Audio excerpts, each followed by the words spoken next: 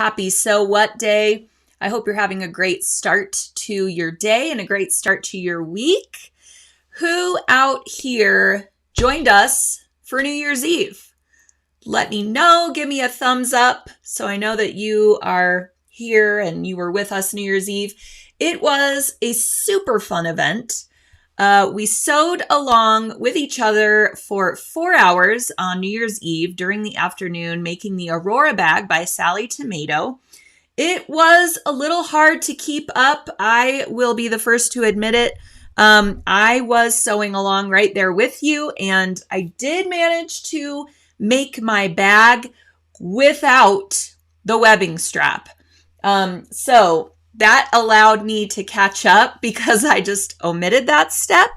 But as you know, with that and with all of our events at sewingonline.sulky.com, you can go back and rewatch, rewind, pause, fast forward, review any steps that you might have missed or need to go back to at any time after the live event ends. So now, if you did purchase that New Year's Eve event, you can go back to the event page and the video of the entire 4-hour event is right there for you to watch. So if you missed the New Year's Eve event and still want to participate, you can still purchase the event, get your pattern, embroidery designs, all that good stuff, and watch the event in its entirety at your leisure. So you can head on over to sewingonline.sulky.com and just put that event in your library and watch it whenever you like. Make that bag whenever you like. Make it multiple times. All of those good things. Sue says she's working on her bag today. Awesome. Can't wait to see. The pictures are already coming in of people's finished bags. We're seeing them on Facebook, and they're sending them to info@sulky.com so we can take a look at your finished project, and everyone's bags are just looking phenomenal. So I hope you all had a great time New Year's Eve, whether you joined us or not, and Happy New Year from Sulky to you. I'm still wearing my robe that I wore on New Year's Eve because it is quite chilly down here in my studio today. So I thought I would just warm up with my robe. And I may just keep it down here for mornings like this or afternoons like this. It's quite handy. All right. So today we're going to be talking about embroidery on t-shirts and sweatshirt knits and all kinds of stretchy things like that. And I have a brand new embroidery design collection to share with you all. We are launching it right here, right now on So What. So you guys all have like first dibs on this new design. But before we get to that, speaking of sewingonline.sulky.com, we have our POSH project and Tech Trapper webcast coming to you next Tuesday at 2 p.m. Eastern Time. I know, it's already time for our next free webcast event. So this is entirely free to sign up for. Head on over to sewingonline.sulky.com and add this one to your library. It will be happening again next Tuesday at 2 p.m. Eastern Time with Cheryl Cusack of Paradiso Designs. We will be walking through this Tech Trapper project from start to finish, and it's not a sew-along. It is a shorter event. It should be around an hour, and Cheryl's going to give you tips and tricks for working through this brand new pattern and project, which it's really great for, hold on one moment. It's really great for getting organized for 2022. If that is one of your New Year's resolutions, this is a great project to help you do that because, as you can see, this Tech Trapper opens completely flat and you can store all kinds of things inside. There's a big zipper that holds a larger tablet or e-reader, or your project supplies if you like to take projects on the go or go to classes, or even just organizing your projects that you're working on in your sewing room to keep all of those parts nice, neat, and organized. Then when you finished a project, you can put your next project supplies in there and keep everything organized. The opposite side has vinyl pockets so you can see what you're storing in those pockets. And that also has a zipper to keep everything nice, corralled, neat, and tidy. So this bag has a lot of features, a lot of techniques to learn, and that's really Cheryl's MO. She likes to create upscale, durable totes, projects, even garments as well that will withstand the test of time, and be really polished and neatly constructed. They look extremely professional, and she has really great teaching tips. If you've never taken a class from Cheryl, now is your chance to take a virtual one. Cheryl teaches a lot at Original Sewing and Quilt Expos. I have seen her at American Sewing Guild Conference. She does a lot of in-person events, but now in this environment that we are in, this is your chance to learn from Cheryl if you are unable to go to those events, if they don't happen in your area, if they're not happening because of COVID times. Now is your chance to learn from Cheryl, and she is such a great teacher. You will love it. So a little bit more about this project. Here are 4 versions of the Tech Trapper, and we're also calling it a POSH project trapper because of the fact that you can store your project supplies in there. You could store your toiletries and makeup if you are on the go. You can store pens, pencils, art supplies, anything you can think of. So it has those cool little tabs that snap it shut, and then a tab on, sort of the upper edge. And then you just unsnap all of those to let it lay completely flat. So we will be using the Paradiso pleather, really nice faux leather to construct this. And then there's a cotton lining. And then, like I said, that vinyl as well. You have 2 options for thread for quilting your Tech Trapper. Here it is in that distressed brown, or you have a black ostrich version as well. Here is a close-up of that black ostrich faux leather with sulky poly sparkle thread. What a cool effect.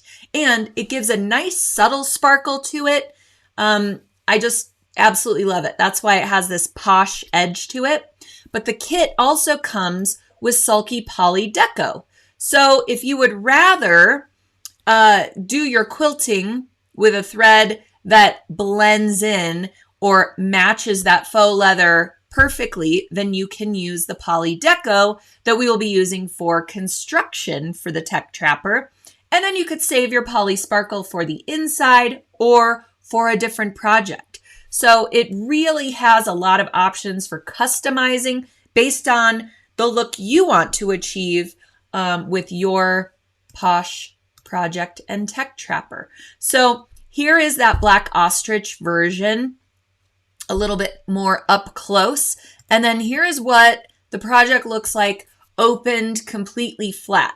So here we've got some needles and thread in the vinyl pockets, some, Post-it notes and some marking pens. And then, like I said, that other large pocket you can store all kinds of things in. So it's really great also for all of your tech needs, all of your cords and earbuds and, all of that stuff that we just lose track of. I'm looking around my office here because I am really in need of a Tech Trapper. I just have cords and earbuds and, all kinds of things. What goes where? I have 2 of these that I will be making prior to the webcast next week. And then one I'm going to save kind of to not sew along, but rather just show you the parts as well. But Cheryl will be leading the webcast and leading the way for this project. So here is what that kit looks like in black. Like I said, we also have it available in that distressed brown. So you have 2 options. The pattern is included with the kit, or you could purchase that digital pattern separately and have what you need ready, for our webcast next week. Okay, so I see somebody just asked. Sherry said, I thought I was tuning into the Lucky Lady t-shirt project. And you certainly are. I just wanted to make sure everyone was aware that our free webcast was next Tuesday. So to mark your calendars and make sure that you're registered for that event. So speaking of feeling lucky, this is our brand new Feeling Lucky thread palette. It comes with 6 designs in 3 sizes. So there's a embroidery design for a 4x4 hoop, 5x7 hoop, or 9x10 hoop, or larger, of course. And this thread palette includes 10 spools of sulky rayon thread in all those colors that you need to complete these designs.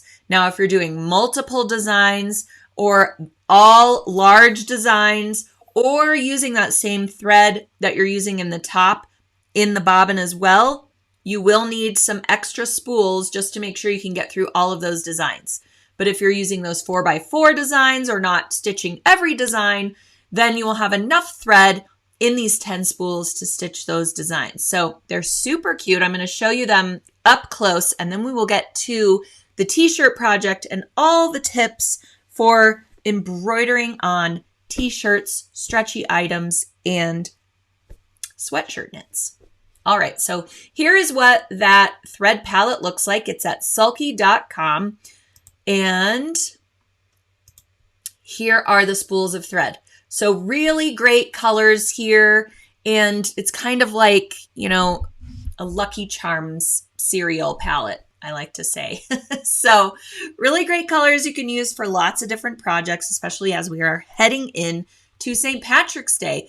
I know we haven't even gotten to Valentine's Day yet, but as you know, as sewers, quilters, crafters, we need a little time to stitch our projects. So we wanted to give you this right off the bat so that you have time to plan a few projects. And if you're gifting anything or creating a shirt for yourself, you might need a little extra time to get that going. So that's why we're diving into St. Patrick's Day.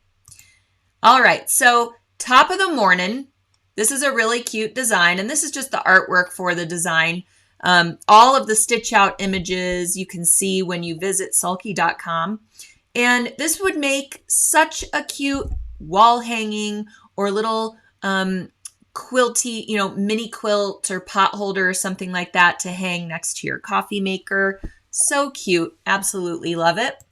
We also have Team Irish. Now this design has applique elements to it. So that team lettering is all done within the hoop applique. So you'll place your fabrics in the hoop, do your tacking stitches, cut the fabric beyond those stitches, and then continue with the design with satin stitches to secure your fabric raw edges. So I thought this would look really cute with a good quality felt under those team letters. And it would kind of look like, you know, a Letterman jacket, something like that. Or you could use maybe a plush fleece for those letters. And that would look really cute. You could put this on the back of a denim jacket or a sweatshirt like I have here. I'm still planning the embroidery for this one, so you can look for it on the blog. But I like that this sweatshirt has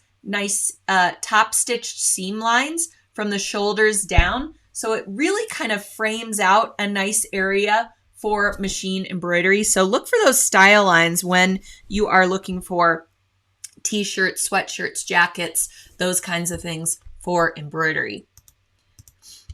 And then this one just simply says Lucky. And what I thought would be really cute for this design is subbing out the Sulky Poly Sparkle thread, which is, you know, our 30 weight thread that is polyester, but it has flecks of metallic running through it.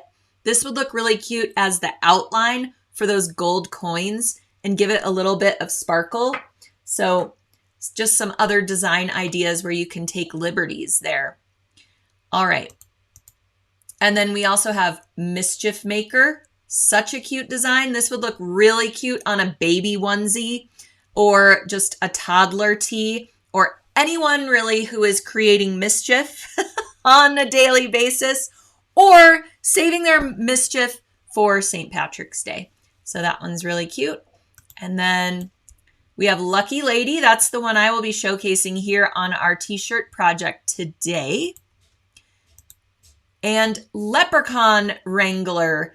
This would be really cute on a shirt or sweatshirt for a mom, or T-shirt or dad, or excuse me, I was going to say teacher. This would make a really cute teacher gift as well, because you know they're wrangling those leprechauns on a daily basis.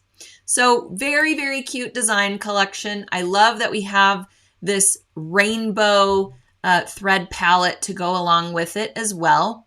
Here is the T-shirt that I will be going over during our demo today. Lucky Lady.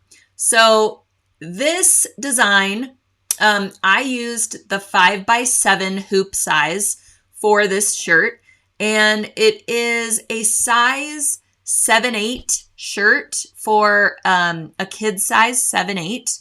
So you can see it's quite large in scale on the T-shirt. I really wanted it to be the focal point for the T-shirt, but you could go down to a 4x4 hoop size for sure, or even up to that 9x10 hoop size. But on a kid shirt, that's going to go a little bit into the armpit. So that's why I went with the 5x7. But on an adult size T-shirt, you could probably go up to that 9x10 if you really want a large scale design on the center of your shirt. Or you could do that 4x4 size and make it more along the left or right edge, kind of where you would put, you know, a monogram or something like that, or a logo on a traditional or on a, you know, logo style T-shirt. All right, so first things first is stabilizer. Now, I get this question a lot. What kind of stabilizer should I use on a T-shirt? And honestly, the answer is not super cut and dry, because T-shirts come in so many different weights of knit and different stretch percentages. So we can't really say definitively this stabilizer for a T-shirt, boom, and we're done. So for the shirt that I used, let me see if I can find the fabric properties of it. So this shirt is 90% cotton, 10% polyester.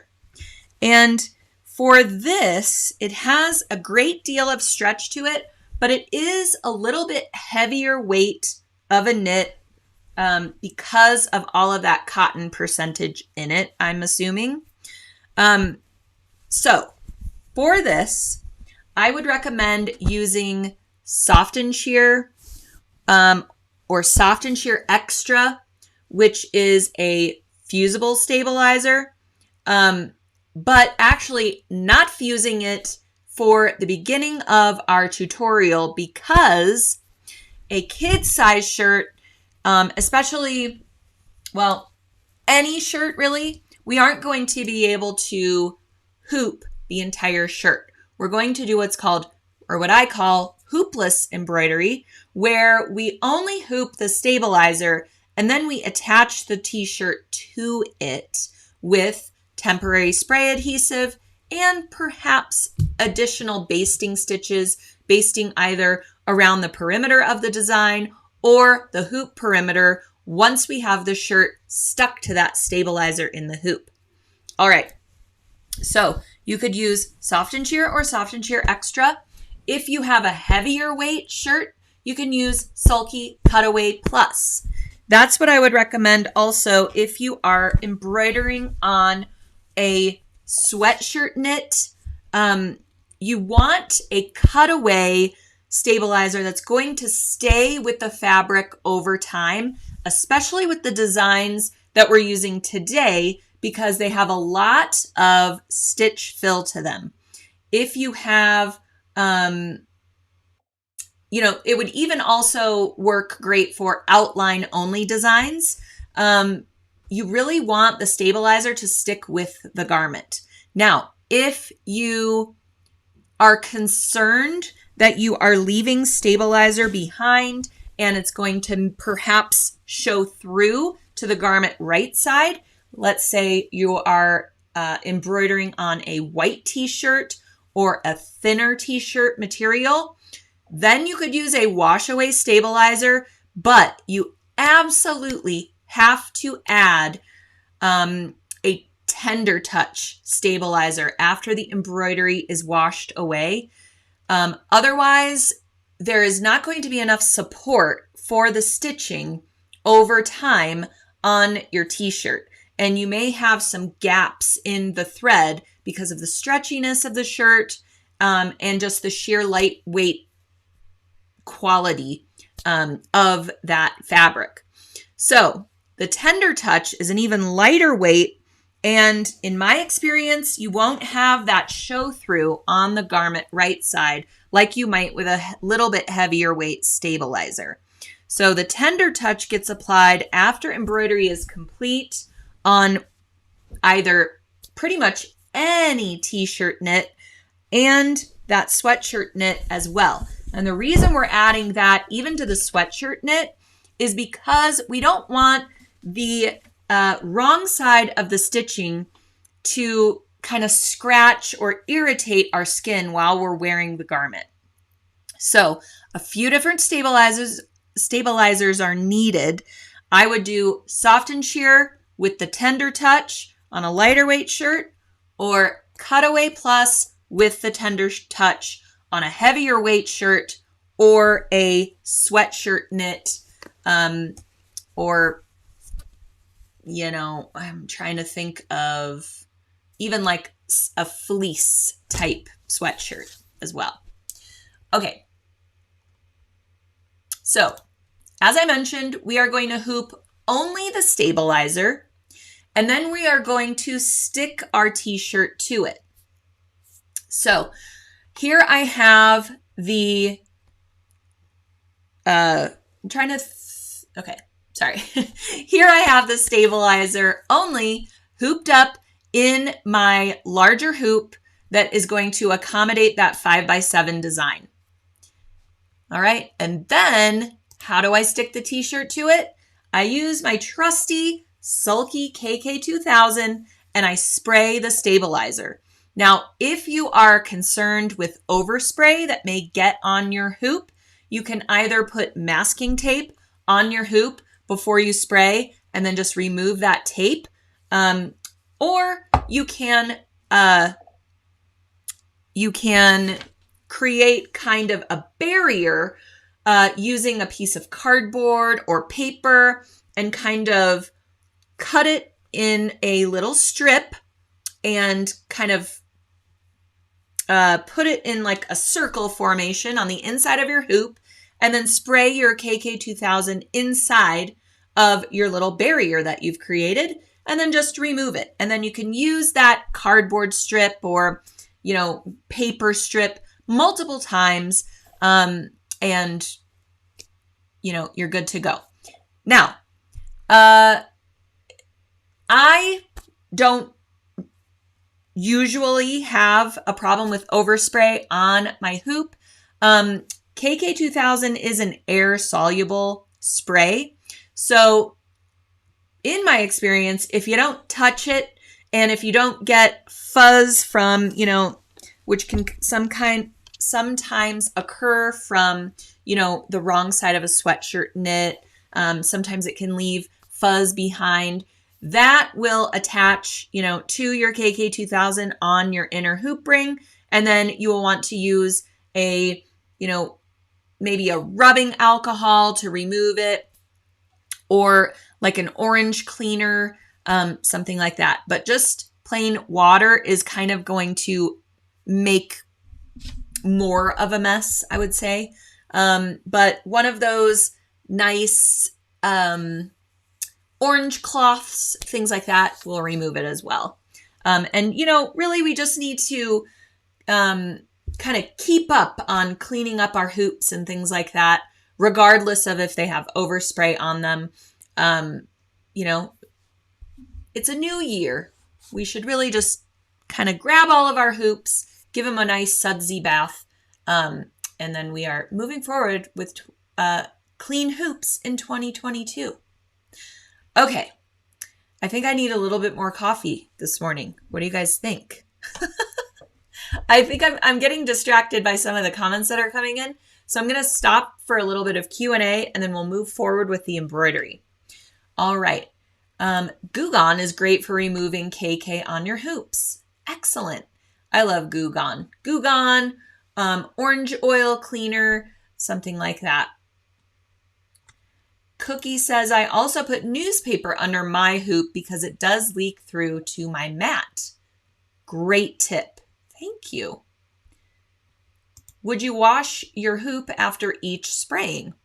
I don't, but you certainly can. And if you have a lot of gunk on your hoop, it could affect the hoopability of the items that you're hooping. It can make it so that you're not getting a taut enough hooping just because there's gunk on there that maybe you can't even see. So it's a good time to just kind of,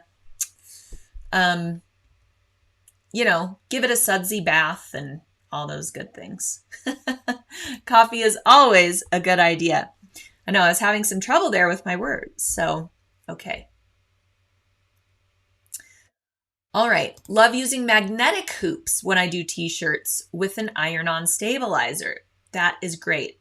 If you have magnetic hoops, by all means, use what your preferred method is. I'm actually going to give you a placement method today.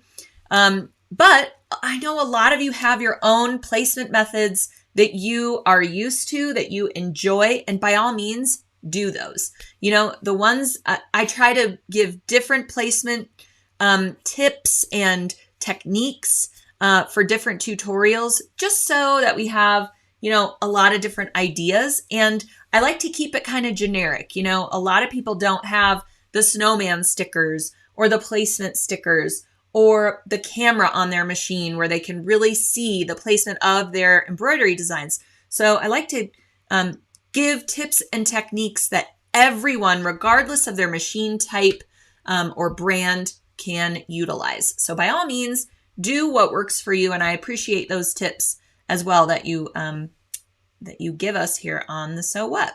June says, do we add tender touch before or after washing away the stabilizer?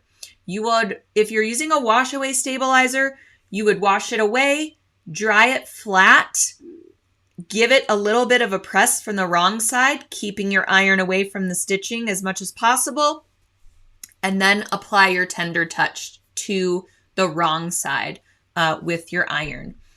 Heather says, how do you attach the tender touch? So tender touch is a fusible permanent stabilizer, and it has a really great silky weight to it. So it's really great for stretchy fabrics because it's not going to change the hand of your fabrics. Let's see. It'll have a fusible side that you'll feel is kind of bumpy, and then the nice silky side, which you want touching your skin. So make sure you have that fusible side facing the wrong side of your stitches, and then you will apply your iron in an up and down motion. You never want to fuse something going back and forth like you would when you're, ironing a, collared shirt or something like that, or ironing in general. So that's really the difference between fusing and ironing. When you hear the term fuse, that means you want to have your iron going in an up and down motion across that stabilizer instead of a sweeping motion, because especially with something stretchy, you don't want to fuse something in a sideways motion because it could create puckers and wrinkles that you can't recover from easily. It can also move the stabilizer, especially if you're using too hot of an iron. Even just a little bit too hot, it could move the stabilizer. And then when you go to put your iron back on the other side in your sweeping motion, that fusible will get on your iron. And then you could accidentally transfer it to the fabric. And even though you're working on the wrong side, we still don't want that, fusible gunk to kind of transfer to anything, be it your iron or the fabric wrong side. So these are reasons for fusing in this up and down motion until the entire tender touch is adhered. And you really only need like a low to medium temp iron.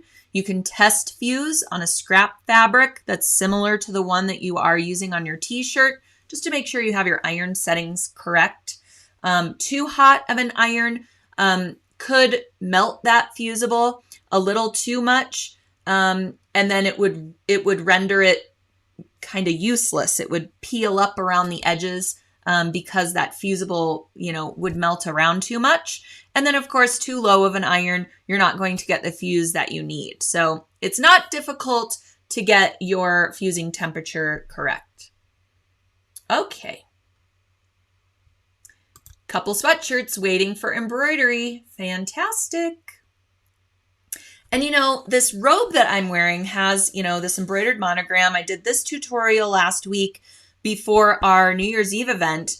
And as you could see, this is the Cutaway Plus, and it's a really nice weight to it. It's not scratchy against the skin because you really need to make sure that your fabric is going to withstand the heat from an iron in order to use that tender touch. So for this, I didn't use the tender touch, and I'm using that Cutaway Plus so that I have this permanent stabilizer for this garment over time, and it's nice and soft, and you can see it's really malleable, and it isn't scratchy against my skin. So if you're using a fleece sweatshirt as opposed to a different type of sweatshirt knit, make sure that your sweatshirt will withstand that heat from that tender touch. Otherwise, use a different stabilizer or use that Cutaway Plus without the tender touch. Does that make sense? So make sure, look at the fabric content of the things that you are embroidering. This one has 55% cotton, 45% polyester, and it does have this little bit of fleecy lining. So for this, I'm going to be using the Cutaway Plus alone without the tender touch. And then for this t-shirt, I'm using the Soft and Sheer or Cutaway Plus with the addition of tender touch over the top. Okay. And using Cutaway Plus on baby onesies too. You could, yes. I like to use Soft and Sheer on baby onesies with the addition of tender touch. Babies have such sensitive skin, and you want to be sure that that tender touch not only covers the embroidery stitching, but the outline of that stabilizer that you're cutting away as well. All right. Yes, tender touch is great for baby things. Perfect. Would you use that for making a t-shirt quilt? I would, in fact. So a t-shirt quilt, it really depends on the t-shirts that you're using. Some of them may need the addition of like a Soft and Sheer extra fusible before adding that tender touch. A lot of the times we make t-shirt quilts out of our most beloved and worn t-shirts. They may have holes in them and things like that. So what I like to do is if it's a really worn t-shirt, some of those concert tees and things like that, you can almost see through. I will add the Soft and Sheer Extra, which is the fusible Soft and Sheer, and then cut out my, motif from the t-shirt or the part of the t-shirt that I want to use for that quilt, and then fuse the tender touch to the back of that as well. Then you have 2 layers of stabilizer going on. That Soft and Sheer Extra will allow you to cut out the shirt and make it, your edges really nice. Make sure that your stabilizer is going all the way to the edge. That's why I fuse the stabilizer before cutting out the motif. Then I can add tender touch as well to give it that nice, soft feel. So yes, I would do the same thing with a t-shirt quilt. All right. Oh, Rachel has another great idea for removing stickiness from your hoop, and she says nail polish remover works well. So good to know. All right. So let's move forward with the embroidery tutorial. Here we've got our sticky stabilizer in well, I'm showing it to you in the hoop, but you're going to spray your stabilizer. Now you can also spray the wrong side of your t-shirt if you want an extra secure bond. Now I find, especially with a lighter weight t-shirt, that I don't need additional KK2000. It really gives you a nice strong hold when you're putting your t-shirt in the hoop. But if you're working with a particularly small shirt or even a baby onesie, you might want an additional spray on your fabric. Then when the two come together, you have a really nice yet temporary bond for those. So that's also an option too, and it's not going to gum up your needle. The KK2000 is just so fantastic. Make sure you are giving it, a light spray, not getting too close. And sometimes I even like to test the spray to make sure it's at a nice fine mist.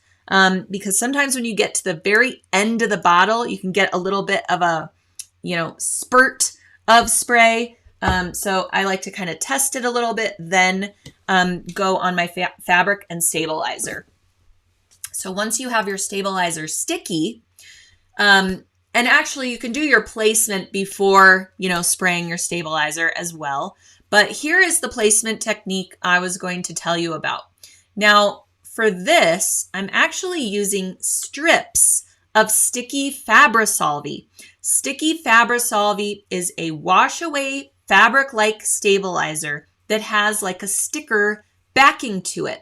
So I cut narrow, about a 1/4 inch wide strips of sticky Fabrisolve, and I like to use those for placement of embroidery designs because a lot of the times I either can't get the removable fabric marker to remove, or I can't see it very well once I am hooping my item, because we're going to be kind of hooping this shirt blindly, if you will. We're going to be creating like kind of a tunnel with our t-shirt because, we can't hoop through the t-shirt back. So we have to do things kind of in a sort of tunnel. And I'll show you what that looks like. So sometimes I can't really see my hoop markings. Another option, if you don't want to use the Fabrisolve strips, is if you follow the link to the blog post today, which includes all the how-tos for what I'm showing you here. If you follow that link, we have a free printable for some Target stickers that you can use, or I guess placement stickers that you can use to help you perfectly place things in the hoop. And what you can do is download that PDF. It's a whole page of like circle stickers with cross marks in them. You could print that page directly onto a sheet of sticky Fabrisolve or of sulky stick and stitch. And then you can cut out your little placement stickers and put those on the right side of your fabrics, t-shirts, onesies as well. So the reason I like to use this water-soluble sticky stabilizer is if I forget to remove it and I just go ahead and get really stitch happy and start my embroidery, it's going to be able to be removed easily under running water when the embroidery is complete. So I cut these strips and I have them in a little container next to my embroidery machine. And I also like to use those for in the hoop embroideries when I need tape to hold down certain portions of fabric or zippers or things like that, because I am notorious for forgetting to remove that tape during the in the hoop embroidery. And then all of a sudden my in the hoop project is complete and I have all this tape sticking in the seam lines and things like that. If you use sticky Fabrisolve instead, you can simply just wash all that away if you forget, like I do all the time.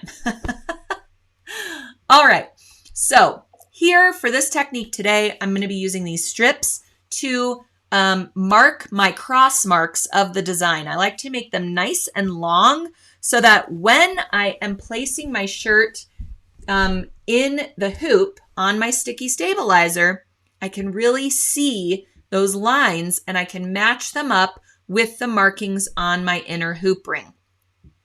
So here I have my vertical mark, noted. I just measured from the upper edge, inner shoulder seams to get the center of the shirt, and then brought my sticky Fabri-Solvi strip all the way down using a ruler, because sometimes on your t-shirt, things can get a little wonky. You want to make sure your shirt is nice and flat on your work surface, and that you have the arm's eye seams flat, side seams flat, shoulder seams flat, so that you can really see that center line really well.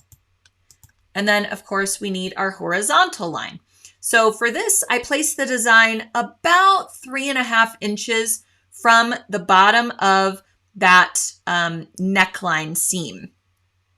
So that, to me, on a kid's shirt in this size, puts the design a little bit up from chest level. You can also use your arm's eye seam, that point in the arm's eye that connects to the side seams, as kind of your center line, and then kind of work from there for how you want to place your design.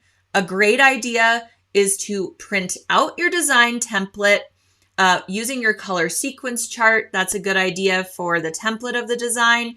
Make sure to print it in real size.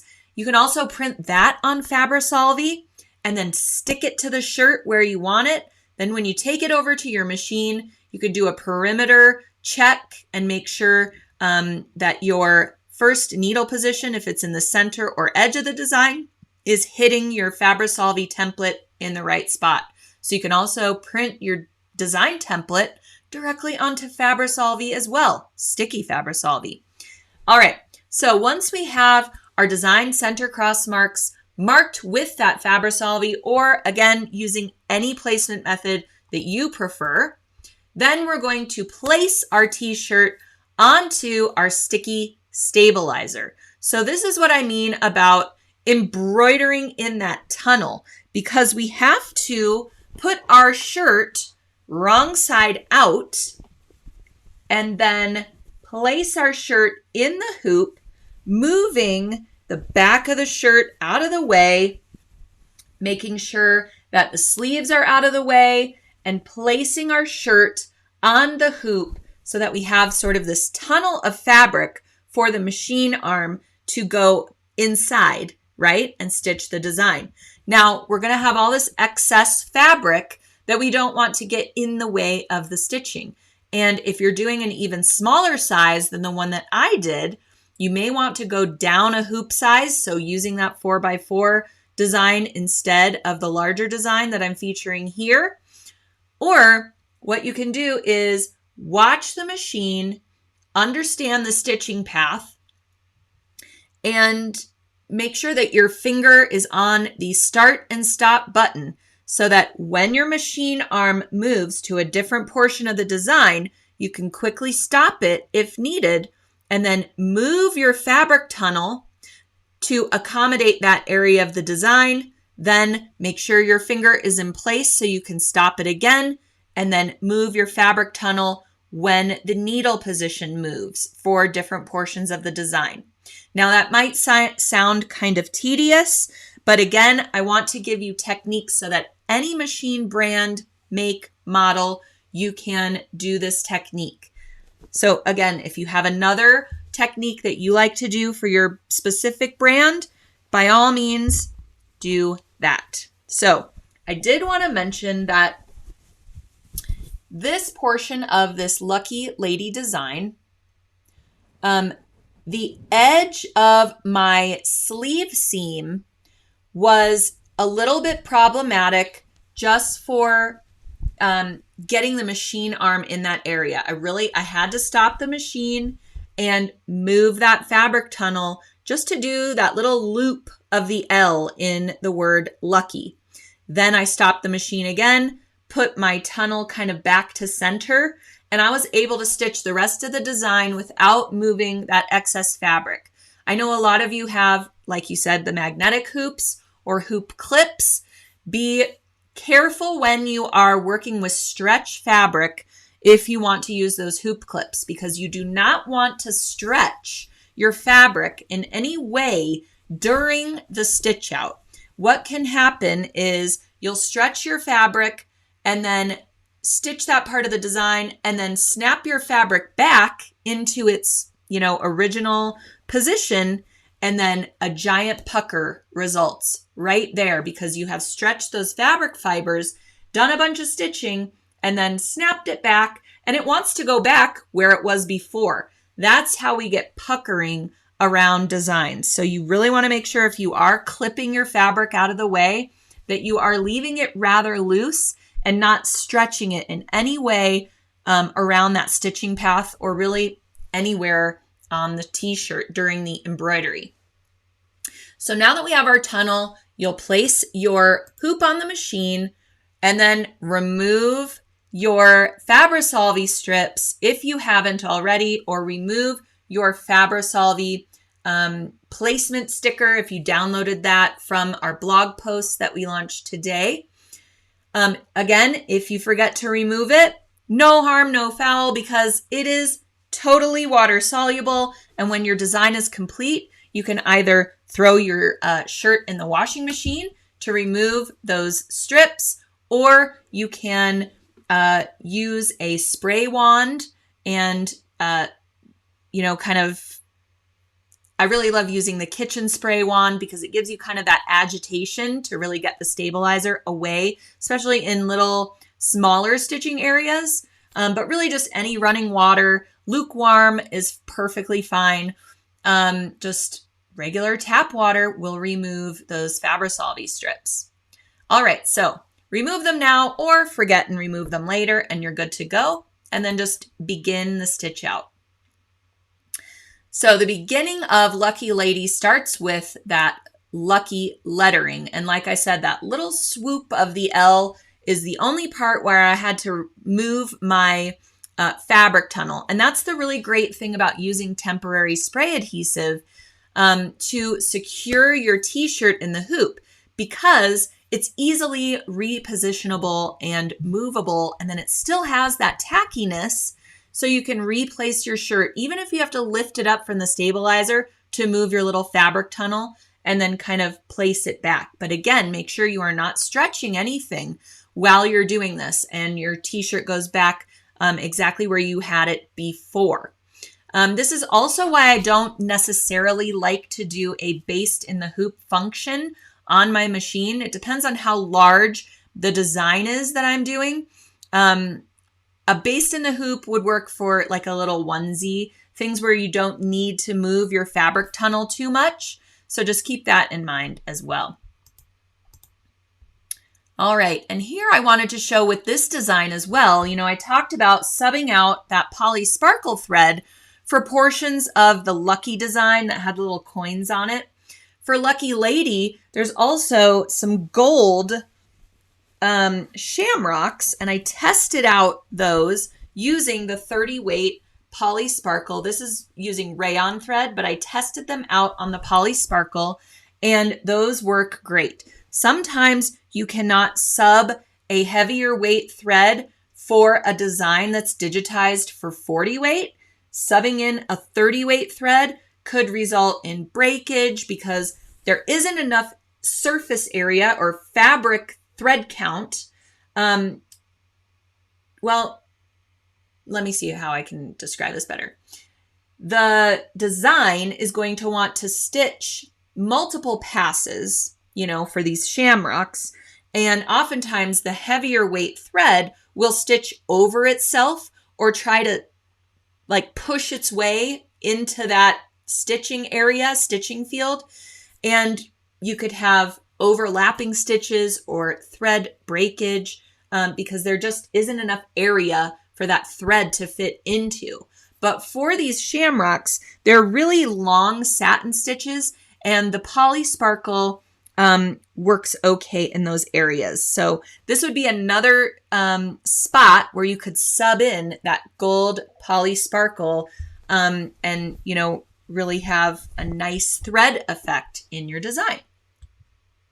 Patty says, how do you know what weight thread a design is digitized for?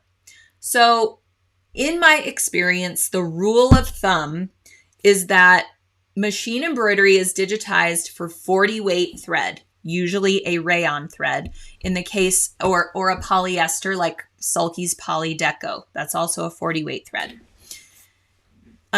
If a design is digitized for a different weight of thread, that's when it will be mentioned. Sometimes those designs are labeled heavy or dense or brushed. That would be for a really heavyweight thread, like a 12 weight filaine, for example, from Sulky, or a 12 weight cotton. Or if it's digitized for 30 weight, like cotton, Sulky cotton blendables, or the 30 weight poly sparkle, it would note that, in my experience, in the description of the design. There might be something noted like technical details, or even just in the main description of that design, or on the thread chart.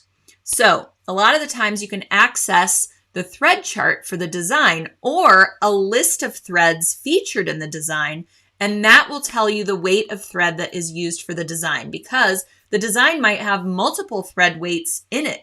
For example, we have a design collection called Peekaboo Pets.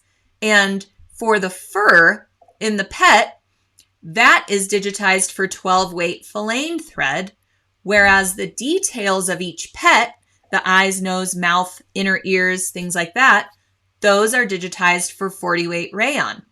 So a lot of the times you can pull up what threads do I need for this design, and it will tell you the color and weight of thread. So first off, you'll know if you have that on hand or need to purchase a different color or weight. And then secondly, you'll just know what weight and type of thread to expect for the design.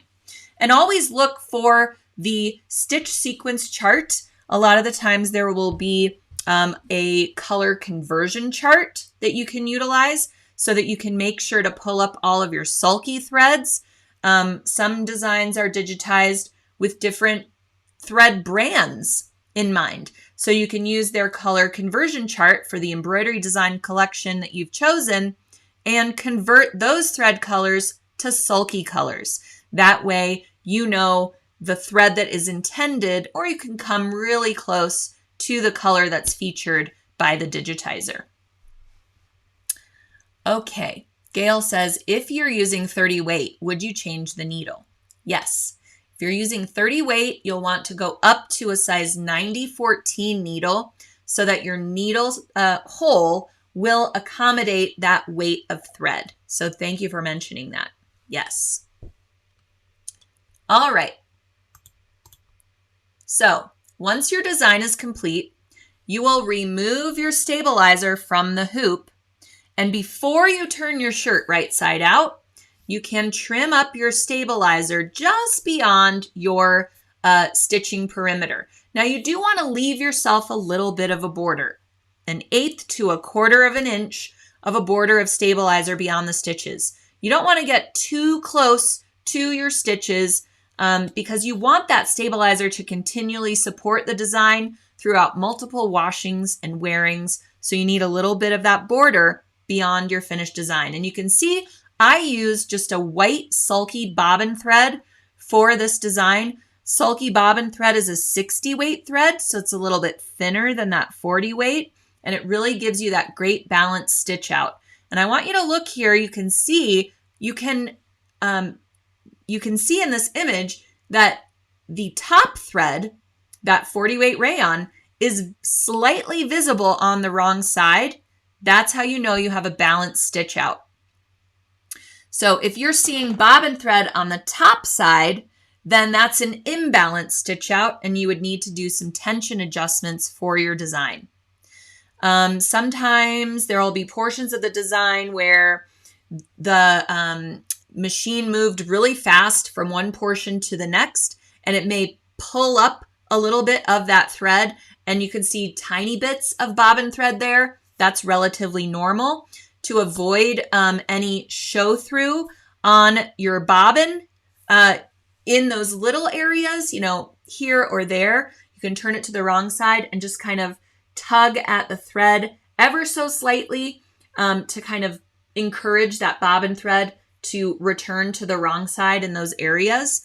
Some people also will use fabric markers and just kind of dot the marker along the bobbin right there and make sure that your marker, comes close to the thread color that you're using. Or you can also use that rayon thread in the bobbin. For something like a t-shirt or any project where I'm not going to see that wrong side, I generally will use Sulky 60 weight bobbin thread. It's a nice weight of thread and produces these nice balanced stitch outs. All right, so we're going to trim our stabilizer from the wrong side, leaving that border, and then it's time to apply the tender touch. A couple more tips for using the tender touch is, I mentioned already not having your iron too hot or too cold for that matter. Doing a little bit of a test of the tender touch on a similar fabric just to make sure that you have the fusing temperature, optimized. Also, cutting your tender touch using a wavy blade rotary cutter, wavy blade scissors, or pinking shears. Here are some really great Havel's pinking shears that I happen to have. I even have my grandmother's pinking shears from, I don't even know. They might even be 50 years old. They're so precious to me. If you have pinking shears and you're like, why do I have these? What do I do with these? Use them and keep them handy for trimming your tender touch or other lightweight fusible stabilizers and fusible interfacings. Using these pinking shears or wavy blades to cut these stabilizers, I don't know what it is, but it just gives you a better hold along your outer edge, and it just lasts more over time when you're doing, lots of washings and wearings, and especially on something that's stretchy to where, multiple stretches or stretching it a little too far, to get your shirt over your head or something like that, could peel up those edges of that fusible. And, you can always go back and try to refuse those areas. But I really find that these wavy edges just give you a better hold with these types of fusibles. All right. Okay, Barbara says pinking shears are good for going around curves before turning right side out. That is another great use for the pinking shears as well. All right, so there we have our tender touch, nice and fused. And I did use a rather large piece of the tender touch. I probably could have trimmed it a little closer to the design. I was kind of exaggerating for the photo's sake, but you want to make sure it's covering, like I said, not only the back side of your stitching so that you have this nice, smooth, silky feeling next to your skin, but also the edge of that stabilizer to just kind of keep it intact and keep it lying nice and flat over time. So there you go. And I think somebody asked if I was washing the shirt before embroidery. Yes, I always, when I am doing a garment with machine embroidery, I always wash it and dry it the same way that I intend to wash and dry the garment on a daily basis. You just want to take into account any shrinkage, or, if there's a vibrant color or something like that, you don't want that dye to kind of mess with your pretty stitching. So I always pre-wash and dry a garment before embroidery in the same manner that I plan to do it after the embroidery is complete. So the only thing left to do is to remove any sticky Fabri-Solvy if you forgot to remove that prior to your embroidery. And you can give your shirt a little bit of a pressing from the wrong side, just to remove any, you would have just pressed the tender touch in place, so it should be nice and flat. But if you have any weird wrinkles left from just removing your stabilizer or anything, I just always like to keep the tip of my iron away from the thread as much as possible. Sometimes you can pass your iron over the top of thread, especially if it's rayon. And if your iron is too hot, you could run the risk of kind of flattening the sheen of that rayon thread. And you get sort of a little bit of shine. So I just like to stay away from the stitching as much as possible if I am pressing the finished result and going from the wrong side, and or using a press cloth if you happen to have one of those as well. All right, it must be warming up in here, so the robe can go for now, but I will keep it handy because you never know. Weather in Colorado can just turn on you just like that.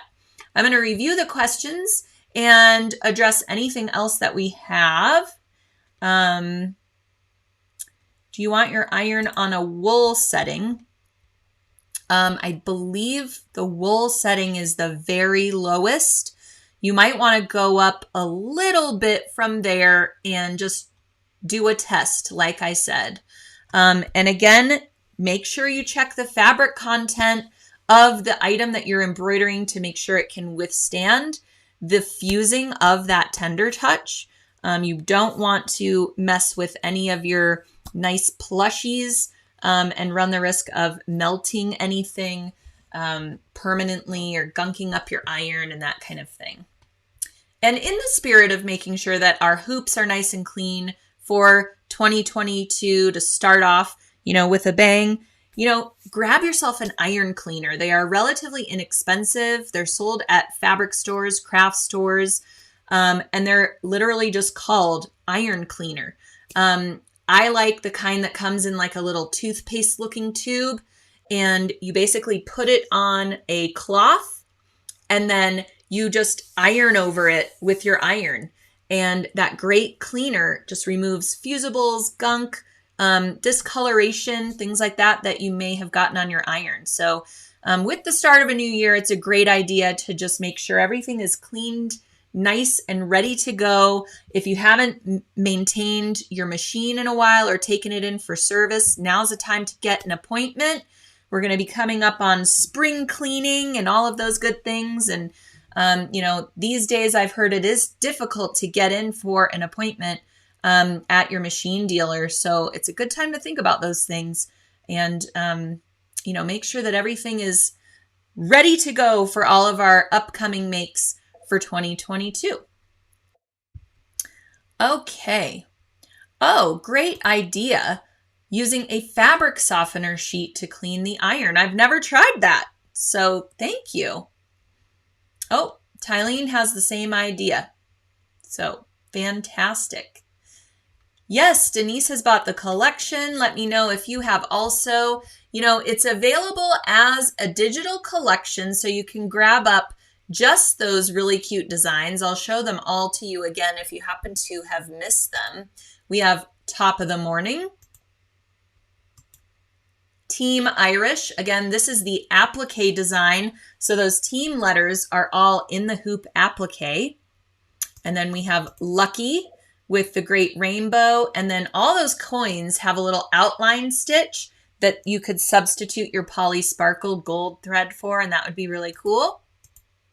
Mischief Maker, Lucky Lady, like I just showed. And then we have Leprechaun Wrangler as well. So that would be really cute. These make great gifts.